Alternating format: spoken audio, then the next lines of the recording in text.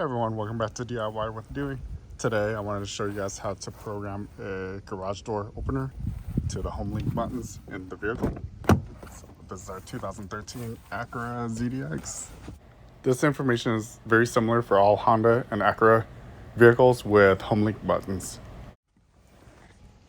Alright, so if you look up here, do you see the HomeLink buttons right here? So what you want to do first is go ahead and don't push the brakes on your car, but just press this button and press it one more time. There we go. Alright, so now ACC is on. Then you go back up to your HomeLink button up here. Press and hold these two buttons until this blinks rapidly. So this is resetting the codes that you have in your vehicle. Okay, so now that's cleared. Make sure you have your garage door opener.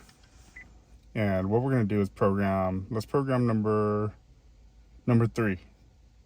All right, so you press this and this at the same time. So press and just keep holding it.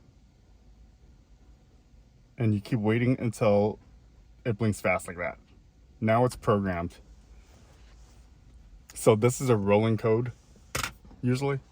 And what you do, so this isn't going to open your garage door right now. Once we have already programmed the remote to the vehicle HomeLink button, go ahead and climb up to your garage door opener motor. And this is a Chamberlain MyQ Wi-Fi version, but sorry, it's pretty dusty up here. But go ahead and pull this cover down and you have a learn button right here. So ours is circle yellow, right? So then you press it there. So this is on learn mode.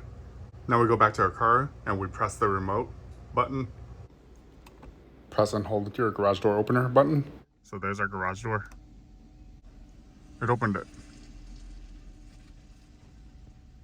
All right, well, we're good to go. Go ahead and press this and we're gonna test it again. Let's see if our garage door closes. All right, so ours is already programmed and ready to go. That's pretty much it. Hopefully this information helped and you were able to successfully program your garage.